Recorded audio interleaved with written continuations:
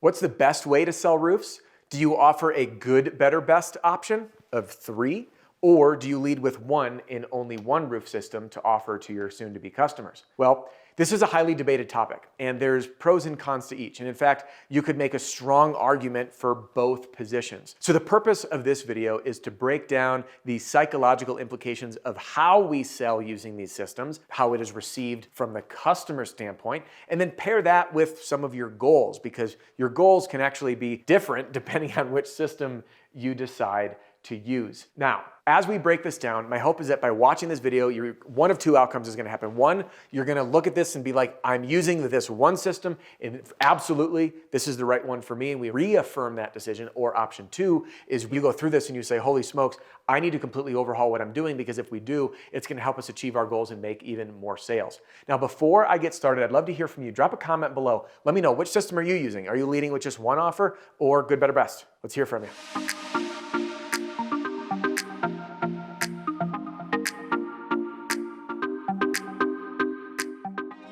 All right, let's rock and roll. Adam Bensman here, the Roof Strategist, and welcome or welcome back. Everything that I do here on my channel is designed to help you and your team smash your income goal and give every customer an amazing experience. So if you haven't yet done it and you like these videos and they've helped you make money and you want even more, jump into my free training center right now. There's no catch. There's a link in the description. I got exclusive content for you waiting inside. Now, let's break down this good, better, best model. Now, this is going to be a little bit longer of an explanation because I really want to dive into the psychology of these systems and why they're designed as they are to present to homeowners. People call it a good, better, best model, but the reality is if you're presenting it this way, you're failing. You need to present it best, better, good, because the best acts as a price anchor, because by nature, we compare things. So for example, this best option is going to be 25K. My better option is going to be 20K, and my good option is going to be 18K. Now, if I offered 18,000 first and the prospect says, man, that's expensive. Now 20 is more expensive, 25 is wildly expensive. Likewise, if I go to 25, man, that's expensive. 20, holy smokes, that's way better. 18, okay, I can do that. So again, we're always gonna lead with what we call our price anchor. So everything is being compared against the first number and the largest number out of the gate. What we're able to do with a good, better, best system is people say, people like options, and I've heard this a lot, and I still am not sure if I totally agree. You'll see more on that in a little bit, but people like options. I can go the best, which by the way, as we break this down, the best would be, let's say, a designer shingle, class 4 shingle. If you're selling standing seam, stone-coated steel, tile, things like that, that's gonna be your best system. Your better system is going to be all of this minus some components. Maybe it's a high profile ridge, some warranties, it might be synthetic underlayment, something like that. And then you're good. This is like a bare bones roof that you and I both know is gonna do the trick. There's just no frills. All right, so this would be just your standard run-of-the-mill roof, your run-of-the-mill roof with some upgrades, and then your premium option. So whether you're selling just asphalt shingles, you can still create a system using this. And if you got premium options, the best can be in your premium. Again, that could be metal, stone-coated steel, things like this. So the philosophy is, if I lead with this package and then I drop to 20,000 to 18, notice the difference. This difference right here is 5,000. That's a big jump, okay? So people are gonna say that's a $5,000 difference. I don't know if it's worth it. Meanwhile, if I can compare the better option to this, it's only 2 grand. Well, it's only 2 grand more. I might as well upgrade this. So the idea is through anchoring to this one point, I can either encourage people based on the prices of these packages to push them closer to the better or the best. Likewise, I could make this one 22 and this one 20. And if I did that, you will find, call that 23. You will find that likely people will go with one or the other. Why? Because if I'm gonna go better, I might as well jump to best, but if I don't have the budget, I'm gonna go with good. So depending on how you play with the pricing will push people more towards the middle or more towards the good. At the same time, I could do 25, 23, and I can make this one 18, and this is, let's say, my standard roof that I actually want to sell. People are going to go for this all day because it's compared to these two. So how we play with the pricing will push people towards the middle or the high end, and you can often use things like this could even be, for example, a $50,000 best option. This is a metal roof, for example, and your better roof's 23, and this one's 18. And now you're gonna start pushing people more towards the middle. I could even play with this and bring that down to 21,000. Now that's only $3,000 apart. And again, through this manipulation of my packages and pricing and how I present this will get people comparing and say, hey, I actually am more inclined on going this route. So if your mission is to increase your cart value, for example, and you want to start selling upgrades and such, you can play with this better package and compare it to a good with a high price best. So this seems like the best value. So upon appearance, a package like this, if this is like your standard roof, plus you want to start selling some manufacturer warranties and maybe synthetic felt, high profile ridge, things like that, we can get folks to jump on board with this because the difference isn't that great. Make sense? Got it. Now, with a one system model, things change a little bit because what we end up doing is, oh, by the way, quick note, don't do price drops, my opinion. Don't price drop, because if you do price drop, what ends up happening is the homeowner says, oh man, you were making all this money off me, you just disappeared, you just made $2,000 disappear, $5,000 disappear. I've heard of people doing up to like a 25 to 30% price drop in the house for a same day decision, which to me is slimy, sleazy, and a gimmick. And if you did that to me, I'd say you're just trying to take me. You offered me, like, what would have happened if I said yes? You just would have made an extra $5,000 off me. So it just plants this seed of doubt and distrust in my mind.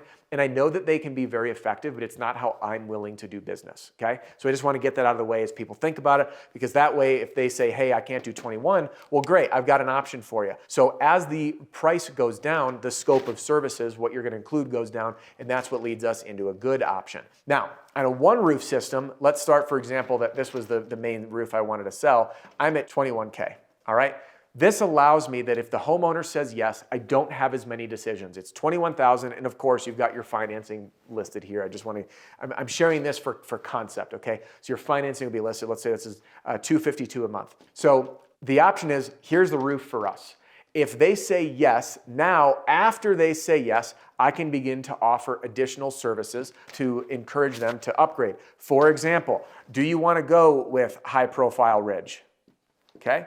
Do you want the extended warranty or manufacturer's warranty? Do you want to go to a designer shingle? Do you want to go to a class 4 shingle? Do you want to have synthetic underlayment? Okay, all of these options can either be a checkbox on your proposal, which, by the way, shameless plug for Sumo Quote. By the way, I'm not affiliated with them, but I love what they do. In Sumo Quote, for example, you can have these upgrade options there that they can say yes to this and say, okay, great, well, do you want these options? They check the box, and automatically at the bottom, the total will update as well as the financing. So if they grab this option, their financing, if it was $251 a month, it might actually only go up to like $262. So $10 a month more is nothing. And people will have a higher likelihood of grabbing those when they see that, again, on a monthly basis, there's really not a huge difference on those upgrades. Likewise, if a homeowner says no to this package and we want to decrease, we have a backup package in place that is essentially our good package, okay? Which is not just a price drop, but it's a scope reduction. So I lead with my better, and then I'll drop to my good if I need to. But if they say yes to this, I'm going to offer them options very similar to how the car sales industry works. Now, the reason they do this, and by the way, for those that are freaking out on car sales stuff, I'm not a huge fan of that process in the industry, but it really works. In my last vehicle that I got myself, I literally told myself, and I told the salesman, I'm not saying yes to anything. And then, of course, they have to go through it, and I said yes to 3 other things. And it's all based on, first, when you're buying a car, you negotiate on the vehicle price. You get it to the price you're comfortable with, then you say yes, you get to financing. You've already had an agreement to purchase, and now it's much easier to add more. No one needs to do this, and by all means, do not ever force someone or try to use a hard sell. You communicate the value of what these things are and why it's beneficial. That way you just get to the yes, and then it's always easier. They call it second money, to ask for second money. They said yes, they're going to buy more from you, which is the same reason that when you do a good job for a customer and you do roofing, let's say you also do gutters, you're going to get the call for the gutter job. You're going to get the call for the siding project. You're going to get the call for the roof in 20 years when they need one, or the next hailstorm. This is a very, in my opinion, ethical and fair way to do it, because you cannot sell out of your own pocket. Some people do want more. Now, to break this down, which package should you choose? If you're in a market that is very price conscious, I'll give you an example. Like if you're in South Texas, that's an incredibly price conscious market, and you lead with a good, better, best, where your good is already over a lion's share of the cheap labor force that's there, the unregulated industry, the classic chuck in a truck, I don't think the system's going to do you any good because your good offer is already much higher than everybody else, which is why I believe you sell the value and you lead with one system and then go to upgrades. Likewise, if you're in a heavy retail-driven market, let's say you're in California, Washington, Oregon, you're in New York, you're in Connecticut, you're in one of those markets. I was just again in Boston, another heavy retail market. When you're in these markets that are heavy retail, you can offer these packages because consumers are more accustomed to seeing these options. But at the end of the day, what I've found through experimentation with my own business, I actually prefer, and I've played with both, and if you would have asked me a year ago, I would have said this. You ask me today, I'm a big fan of leading with one package because it gives everybody one thing to sell. It removes analysis paralysis. We create the need. We knock down the 3 dominoes, by the way, develop unshakable trust, create an insatiable need, and overcome the money issue. So now I can present this or my financing, and now I can offer people the additional add-ons after they say yes. But your mileage may vary, so I want to hear from you after hearing the video. Are you going to switch systems or are you not? Do you like what you're doing? Do you want to change? Drop a comment and share it with me. I'd love to hear from you. That's all for this video. Thank you for joining me, but just because our time here is about to wrap up does not mean your and my time has to.